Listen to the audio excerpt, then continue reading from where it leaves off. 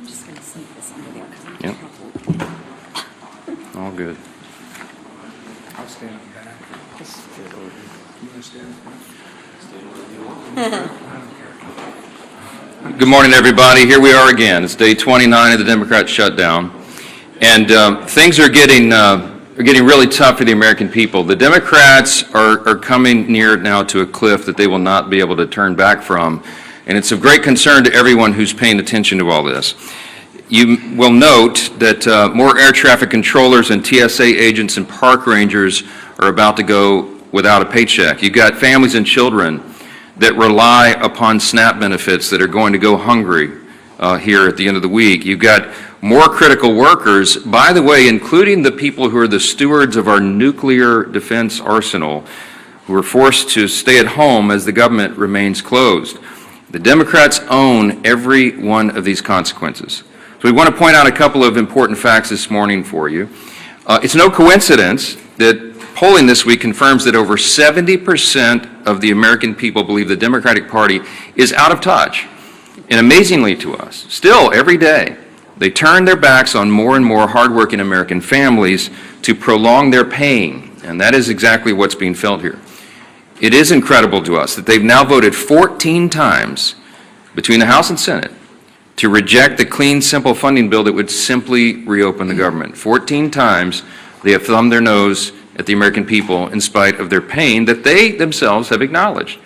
And as we've explained here, the motivation behind that is very clear. And this is why the polling is indicating what it is. The people know the Democrats are responding to fear. It is their fear of the most radical far-left voices in their party that has made them decide to obey the demands of the far left and to shut down the entire government and thereby inflict all this pain on the people. And almost comically at this point, the Democrats are still out trying to convince you that this is somehow Republicans' fault. But the facts are the facts, and the American people can see that very clearly. They see the truth. We brought you a handy scorecard here so you can, follow the votes. I mean, this is very simple. The votes to pay the troops and federal workers and continue SNAP benefits and get air traffic controllers and Border Patrol agents paid. This is the vote tally. You see the dates here.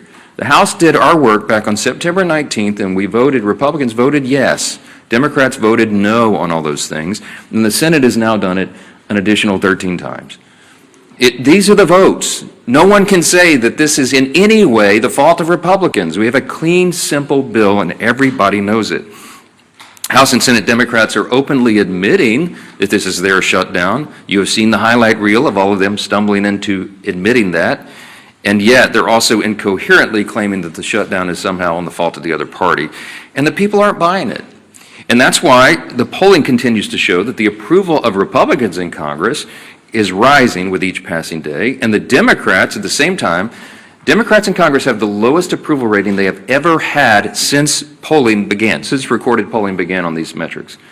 And here's just an example yesterday. For example, CNN polling showed yesterday the approval of Republicans in Congress is up 8% since the shutdown began among independents. I mean, that's an important metric because people are paying attention. They understand what's happening and they see who is responsible. It's a really important thing to watch. Ronald Reagan used to remind us that you can always trust the American people, and we do. We trust their intelligence, and we trust their understanding of basic civics. In fact, we trust the American people's understanding of civics far more than the Democrats in this building right now. And a quick reminder of that is the people know that in the House of Representatives, you need a majority vote. You need 218 votes to pass legislation, to pass a clean, continuing resolution to fund the government. That's exactly what we did on September 19th. They also know that in the Senate, you have to have 60 votes to pass substantive legislation.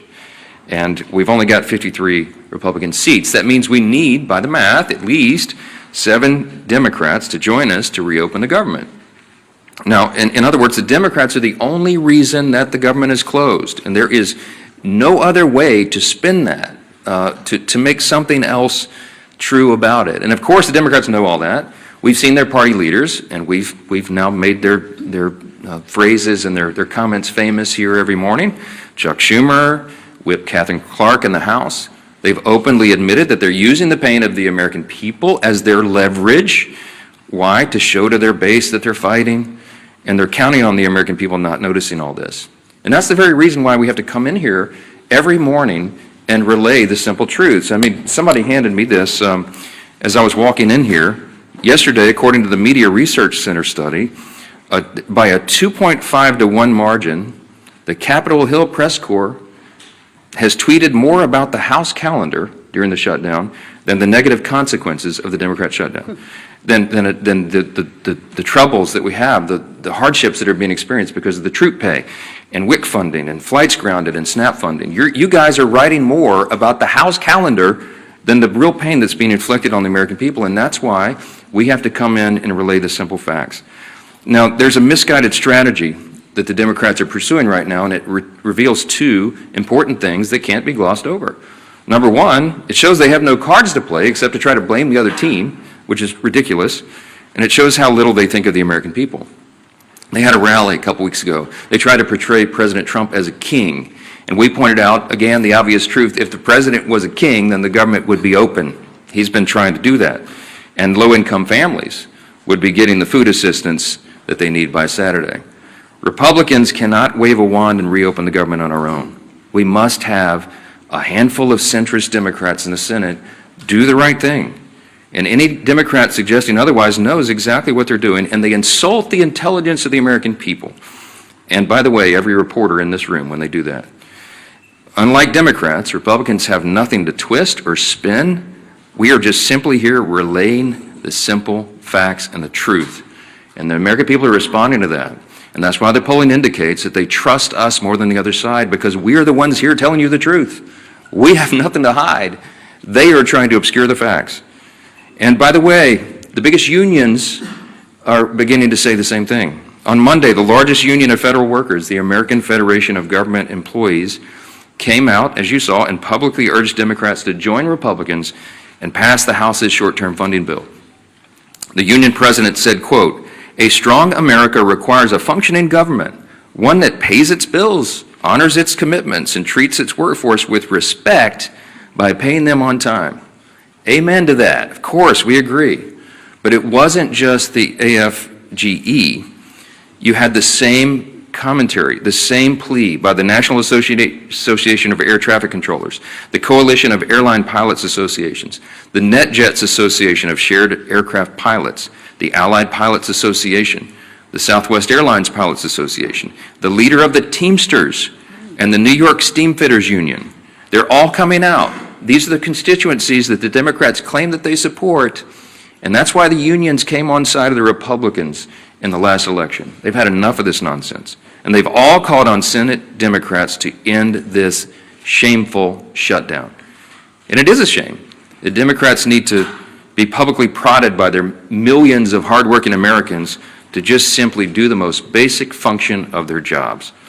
A rational person would read the pleas of the federal workers and conclude that it is time to end the charade and turn the lights back on. But the Democrats are not rational right now, and they've deliberately ignored the plight of all these federal workers around the country.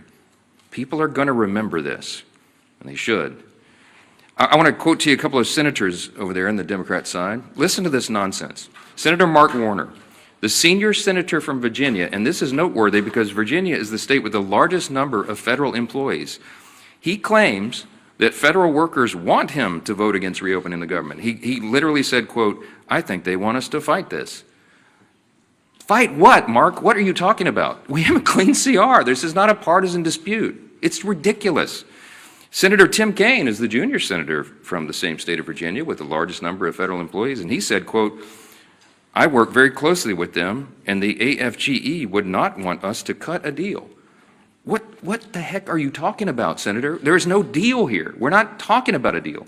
We're talking about a clean CR that all of you voted for even as recently as this year. And here's my favorite one. This is the best quote. When asked about the AFGE statement from the big union, Senator Jeanine Shaheen said, quote, "I had a conversation with the president of AFGE earlier, right after the shutdown, and that was their position then." So let me just translate for you. Senator Shaheen spoke with the head of the largest federal employee labor union. The president of that union explained to her the harmful effects of a shutdown, and then Senator Shaheen went out and voted to close the government anyway. and continue to do that more than a dozen additional times. Senate Democrats knew the pain this would cause. They knew about the missed paychecks. They knew the uncertainty of making rent for so many people. They knew about the missed meals. They knew about delayed flights. They knew that our nuclear arsenal and our national defense would be negatively affected by this, and they did not care. They shut the government down anyway to appease the far-left voices of their base. And the Democrats have some soul searching to do. Are they going to continue to do that? Are they going to run from the far left and do their bidding? Or are they going to do right by millions of federal workers and the American people who continue to show up to work daily without pay? Are they going to do right and reopen the government so that those people are taken care of instead of the Marxist far left base in their party? That is the question. And we pray that Senate Democrats come to their senses before the situation becomes too dire. On Saturday, this gets very real. SNAP benefits will stop flowing to all those who need it. You're talking about tens of millions of Americans at risk of going hungry if the Senate Democrats can continue this gambit. Instead of taking a simple vote to fund the government, which Senate Democrats have now had more than a dozen opportunities to do, Democrat attorneys general are suing the federal government to try to compel SNAP benefits to flow despite the government being closed and despite the fact that there is no money to do that. Congress hasn't authorized that. The contingency fund for that was something they batted down when the Democrats decided to vote against the CR and shut the government. For Democrats, there's a much easier option on the table. Just go do your job and fully fund all these programs and all these categories of people by voting for the CR. That's it. You don't have to do anything for Republicans. Just do your job for your constituents. Until Democrats recognize the pain that's gone on for so long, Republicans will be in their districts helping their constituents clean up the mess that Democrats are making and help them make ends meet and help them find the assistance, the food assistance and all these other things that they're going to have to rely upon. And joining us this morning to discuss the Democrats' shutdown impacts on our national defense and on foreign affairs is our great chairman of the House Foreign Affairs Committee and a decorated veteran of the U.S. Army, our good friend, Chairman Brian Mast. Brian? Thank you, Speaker. I think everything going on, it really puts an exclamation point on the fact that we have the greatest population anywhere across the globe. I do want to start just by saying thank you to all of our workers. We have workers whose lives are being very literally affected, and they're still coming to work every day. Those are really big, amazing people. That's our American workforce. So I just want to start by saying thank you to them, all of our TSA workers, all of our air traffic controllers, our ICE, our CBP, our State Department people that I deal with, and to put a point, maybe moving to State Department, because that's what I deal with the most, about the very serious stakes of what is going on right now. Not just with people's lives and them not being able to pay their bills, but with what's going on across the globe. To juxtapose these positions, we have President Trump in Asia right now, very literally trying to make sure that the United States of America is not cut off from rare earth minerals or other things, which is what China is literally trying to do. That's why there was a threat of another 100% tariff, because China was sending around letters saying, all you neighboring countries don't sell to America. So the president is abroad trying to protect our homeland. And we have Democrats here at home doing everything that they can to weaken our homeland. That's a difference of values. And the stakes of those values is the future of the greatest country on the face of this earth. We should pray that our adversaries would be stupid enough to say they're going to prioritize funding feminism in Africa over the food stamps of their own people. They're not that stupid, but apparently Hakeem Jeffries is, and that's a real problem for all of us here. I was on the phone with an ambassador this morning. I'm not going to say where, but we have requests for people to leave embassies abroad because of very real threats that are going on. The people in that embassy are right now trying to figure out if they have cash funding to get fuel for vehicles or to have diesel to put in their generators, because they don't have reliable electricity in the places that they're in. Those are the real world consequences. While they're also worrying about their paycheck isn't coming in, can their family back home buy groceries, pay their bill for student loans, pay for the fuel to get their kids to school, or the tuition at their children's school, or all the other things that they have to worry about while they're worrying about can they even get out of country. So those are the difference of values. I guess I would close it by saying this. We need 5 Democrat senators to pull their heads out of their asses and go work for the United States of America. Thank you, Chairman Mast. Thank you for your service to our country and for keeping the focus where it needs to be on making sure America stays strong in the midst of turbulent times. And, you know, what's so sad about this shutdown is that we don't need to be in these turbulent times. It was a self-imposed wound that Hakeem Jeffries and Chuck Schumer have imposed on the country. And if you look over this last month of the shutdown, you've seen Democrats literally playing a Dr. Jekyll and Mr. Hyde game with the American people. On one hand, they'll try to say, it's not us, it's the Republicans. Gee whiz, as the speaker talked about, oh, they control the House, Senate, and White House when they know that they are the ones that are shutting the government down. And then on the other hand, Mr. Jekyll's side, they're saying that they know that they're causing pain on the American people. They admit that there is suffering, but they're doing it for leverage. So you can't have it both ways, Chuck Schumer. You can't wake up one day and say you're going to try to blame it on the Republicans, and then on the next day, you're trying to say that, gee whiz, we know that we're causing these problems. They're admitting they're causing suffering on people, but they're doing it for leverage. And they can't even explain what that leverage is, because they just need to show their radical base that they're having a fight with Donald Trump. It's all it's been about from the beginning. You really want to know who's calling the shots in the Democrat Party? You saw it on the stage this past weekend. Bernie and AOC on the stage with the new leader of the Democrat Party, Mandami. Maybe Chuck Schumer's waiting for Mandami to let him know when he can open the government back up again. But families can't wait, because the real suffering is going to begin. It's already been happening, but it really hits home this weekend when SNAP benefits run out, and they know that. But I'm going to go through some of the lies, the myths, the things that they say when they know better. Chuck Schumer just yesterday said, quote, Republicans are in charge of the White House, the Senate, and the House, but they're refusing to do their job. Now, Chuck Schumer's been in Congress since the 1980s. And he knows that every day he's been there, there's been a requirement that you need not 51, not a majority like we need in the House. He was in the House where you did need a majority, and then he went over to the Senate where it's always been a requirement that you need a supermajority. And in fact, when they changed the rules, it's not a standard or a custom, it's an actual Senate rule that you need 60 votes. The rule used to be higher. And in 1975, many of you might have thought Chuck Schumer voted for that rule. He came in just a few years after.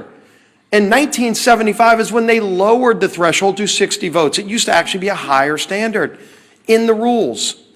And so every day Chuck Schumer's been in Congress, it always took more than a simple majority, in fact, 60 votes to pass these kinds of bills through the Senate. And he knows that. So you'd ask, well, why is he trying to lie and mislead the American people?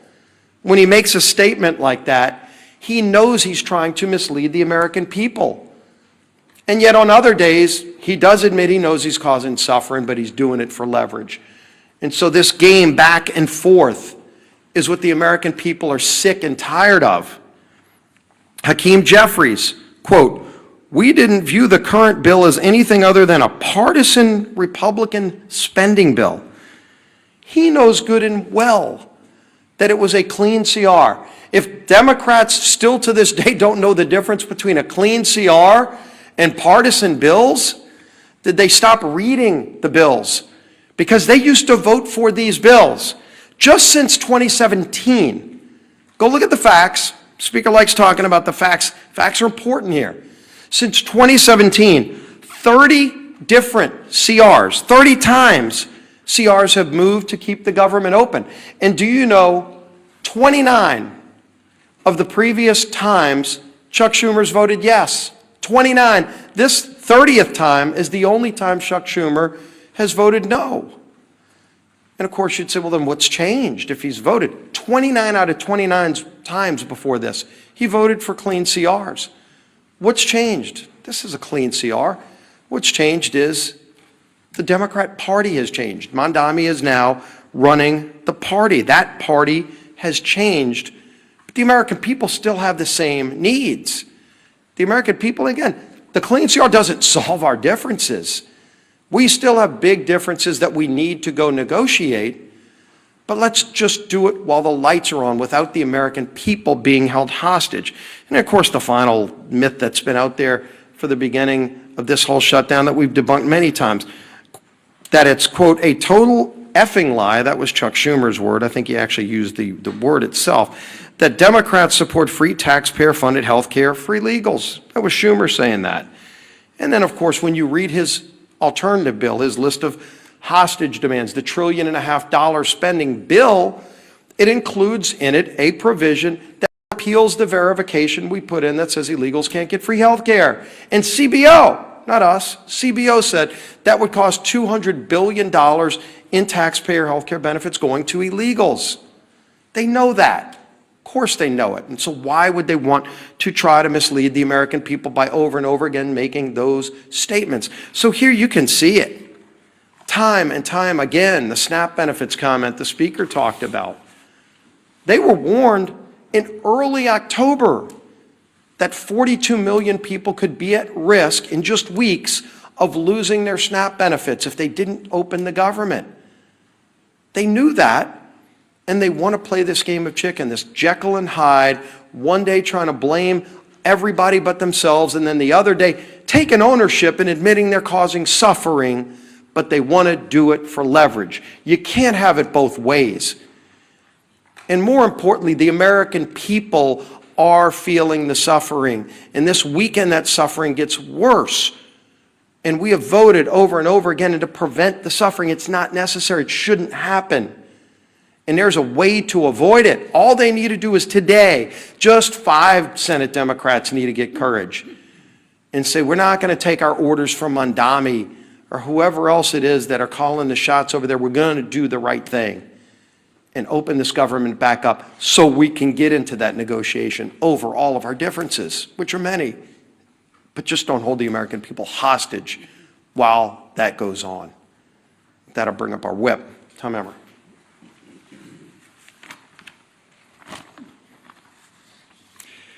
The Democrats have no leader, no vision, no message. And nothing proves it more than the chaos they have caused with their needless government shutdown. We are now 29 days into this mess, and the Democrats have contradicted themselves every turn with no exit strategy in sight. They've tried to make their shutdown fight about health care, while simultaneously demanding that we cut $50 billion in rural health care and give taxpayer-funded health care to illegal aliens. Not to mention the Americans who are suffering right now because critical health care services have been put on pause due to the Democrats' shutdown charade. On the issue of SNAP, Democrats are bending over backward to oppose Trump, using taxpayer dollars to fund frivolous lawsuits. Meanwhile, they are the ones causing people to lose their SNAP benefits by refusing to reopen the government. Remember, all of this could have been solved in a matter of 5 minutes by 5 Senate Democrats if they would do the reasonable and right thing by supporting our clean CR. The same CR that they supported just 6 months ago, and as we've said over and over, that they passed 13 times under the Biden administration. But instead, they'd rather run in circles, tripping over their own feet in the process and hanging their constituents out to dry. Why? In order to attain political leverage and score points with the radical Mamdani and Omar Fata supporting that, by the way, for those of you that don't know, is the Mamdani of the Midwest, Omar Fata, supporting that wing of their party. Take it from the party who essentially wrote the government shutdown playbook. It doesn't work. Shutdowns achieve nothing but hurt everyone. So enough with the political games. Pass our clean CR and let's reopen the government for the people that you were elected to serve.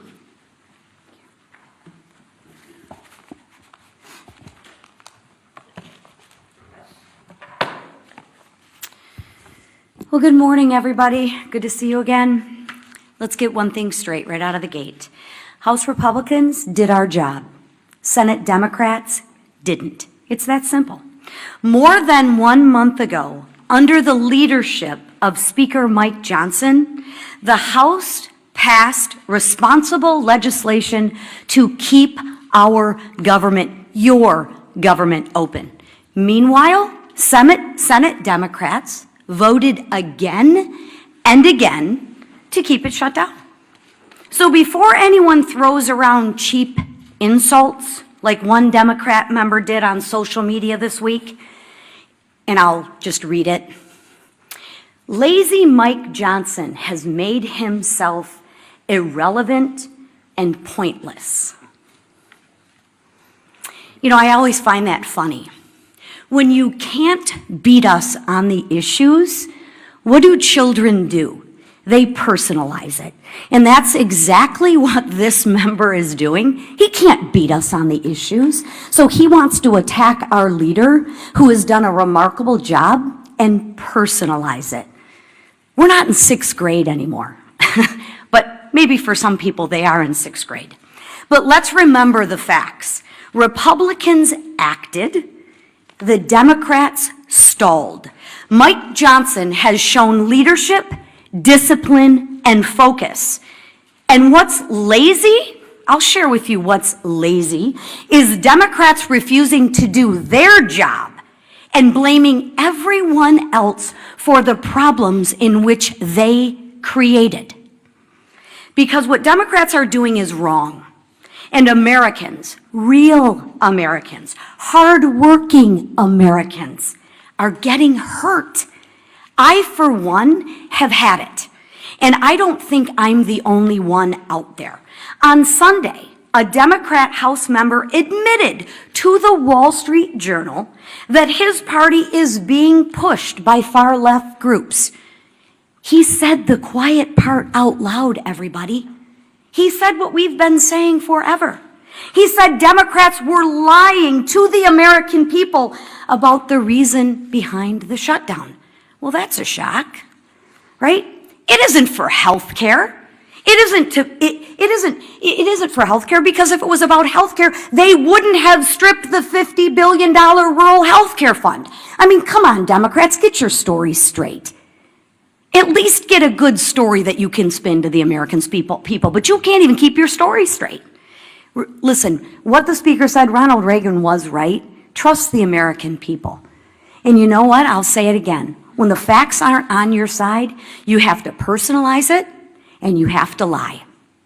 But the question right now is, at what point is the pain of the Americans going to outweigh the radical cries of their base?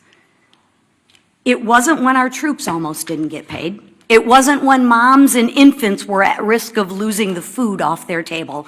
It wasn't when flights across the nation got canceled because air traffic controllers and TSA agents didn't get paid. No. When that happened, Democrats said, every day gets better for them. Really? Maybe because they're getting paid while the people who they represent are not. That's what they said. They said pain for the American people was their best leverage. They said maybe it was uncomfortable, but it was worth it to them. Really? Think about that. Let that settle in. Let that just sit for a minute. So now I ask, Will it be enough pain this weekend when 42 million Americans lose access to food on their table? Will it be enough when 2 million Americans miss a paycheck? What Democrats are doing right now is absolutely cruel, but it's also dangerous. And I think Chairman Mast spoke very well on this issue, but let's build on that. When our skies aren't staffed, when our borders aren't secure, and when our troops are at risk of missing a paycheck, that is not a political strategy. That is a national security threat. Enough is enough. Americans do not want to be used as leverage. And they don't want to be used as leverage for another $1 trillion of wasteful spending. They work way too hard for their paychecks. They want relief, they want leadership, and they want results. Democrats, please, I implore you, do what's right. Democrats, do what's right. End the shutdown. End the suffering for the American people. Stop, as you say, leveraging the pain. Vote for the Clean CR funding bill and let America move forward. Thank you. All right, questions? Manu, go ahead. Given how dire that you expressed for so many Americans right now, how do you justify the administration giving this big, massive bailout to Argentina, as well as calling for an increase in beef imports from Argentina?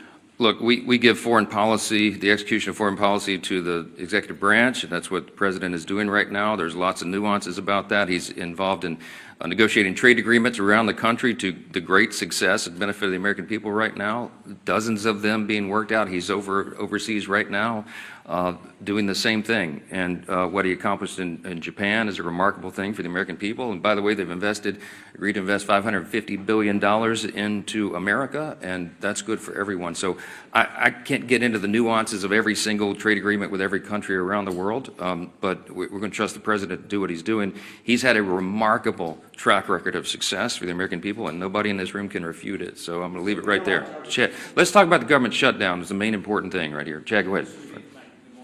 Can you talk about some of the members in, excuse me, can you talk about some of the members in your conference who have expressed concern about the House being out, or saying that this has gone on, too long, we need to maybe have another CR or take another approach or do something on health care? Yeah. Can you talk about what that is like and some of the things that you're hearing from your members who are saying, this is really going on? Well, you all know what I'm hearing from my members because our calls are leaked every week, and we had a conference call with almost everyone yesterday. By our count, there's about 3 to 4 members of the House Republican Conference who have only mildly questioned working in the districts as opposed to being here on the floor. And we talked through that in as much detail as we can on a call that I know is being printed on the front page of all the papers the next morning. But I can tell you that 99% of all the Republicans in the Senate and the House heartily agree with what we are doing. They understand the most important thing and the most important function and the basic and most simple thing that government must do is keep its operation going for the people. That is the first job of Congress. And when we can't do that, everything is paralyzed. And so we have made that the #1 emphasis. We need the Senate Democrats to do what they have always done in the past. Don't make me tell you all the facts again. 13 times during the Biden administration alone, they voted on CRs to keep the government going. They know the pain they're inflicting. They do not care because they're more afraid of the radical left Marxists in the base than they are the American people. That's plain and simple. And so it's painful for them, for us to get up here every single day and relate again the simple truths. We have to do that. The repetition is what makes the truth saturate, because most of the mainstream media is giving us headwinds. They're pushing back, as I just demonstrated from you from the results. The research proves what we know intuitively, that the mainstream media, most of the legacy media, is parroting the talking points to their side. You are not asking Chuck Schumer the hard questions. You're not asking Hakeem Jeffries the hard questions. Not enough of them. They're hiding. And they think that they can appease the radical base because they're more afraid of the voices of the far left corner of their party than they are everybody else. And I think there's going to be a big price to pay for that in the future. Yes, sir. Right here. Religion News Service has tracked 5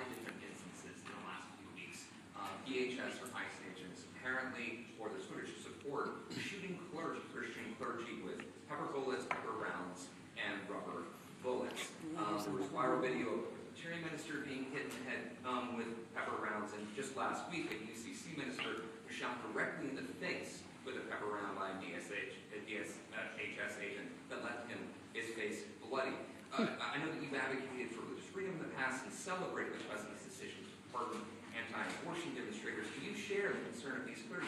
This is a religious freedom issue that's emerging between the administration and the clergy. I can't comment on any of those instances. I haven't seen or heard any of those videos, so I'm not going to comment. But I would say, hold on, wait a minute. Let me answer you. Hold on. Thank you. You asked the question. Religious freedom does not extend and give you the right to get in the face of an ICE officer and assault them, if indeed that was what happened there. What I've seen is a measured approach by the people who are trying to enforce our border laws, our immigration laws. And that was desperately needed and desired and demanded by the American people. You might remember the #1 issue in the November election last year was the wide open border and the chaos that has ensued by that. So the people are out doing a very difficult job. ICE officers, by the way, are under tremendous strain and pressure. How would you like to do that job if you had to put on the badge and do it? When you know you have the media criticizing every move, and you have wild protesters in your face, cursing at you, waving their finger in your face, and sometimes pushing you and assaulting you. Okay, it's a dangerous, risky job. Thank the Lord that there are people who are willing to do that difficult job, to put on the badge and show that kind of courage. We should be on the side of law enforcement, and anybody who's trying to disrupt those operations, they need to be handled the right way. Now, look, all of us want the law to be enforced. We are the rule of law party. Chaos is not an American virtue, the rule of law, but you have to have order, and you have to have peace, and you have to have some people who are brave enough to put on the uniform and go ensure that. So get out of their face and let them do their job. That's what I would say. Down here, yes, ma'am. We're getting closer to the November 21st deadline for the CR that you guys passed. We're almost 3 weeks away from that. Is it time to bring the House back to pass a new CR with a new date? Is fewer than 3 weeks enough time to finish appropriations? Wouldn't that be a futile exercise when we have a CR that's been sitting over there since September 19th? If I brought the House back and we passed another CR, it would meet the exact same fate from Chuck Schumer. He would mock it, they would spike it, and they would try to blame it on us. So what would be the point of that? We're all concerned about the timing. The Democrats are eating up the clock. We have very important work to do here, and that's why we're pleading with them, not Chuck Schumer. Look, I think Chuck Schumer and Hakeem Jeffries are irredeemable at this point. I don't think they'll be able to tell Mondami in New York and his disciples that they voted to open the government. I've given up on the leadership. So we're trying to appeal to a handful of moderates or centrists who care more about the American people and will put the people's interests over their own and do the right thing in the Senate. I mean, there's no point in me sitting down with Chuck Schumer. He's painted himself into a corner. I get all that. Mondami it looks like he's going to win and be the mayor of New York City, and Hakeem Jeffries came out and endorsed him. That's all you need to know. Hakeem Jeffries is terrified that Mondami, one of his disciples, is going to challenge him in his own seat in the election next fall. You've already seen that rumored. Some of you have reported on it. So he had to do it. He had to endorse socialism. He had to endorse Marxism. This dangerous ideology that has taken over the Democrat Party, that is what is motivating them. So it doesn't matter what we do in the House. It doesn't matter what we pass. We have to get a handful of moderates over there who care about America to do the right thing. We need at least 7 Democrats. It takes 60 votes in the Senate to pass it. This is not the Republicans. This fault is squarely on the shoulders of the Democrats, and they are the ones causing you the pain, and don't ever let them forget it. Thank you. Thank you.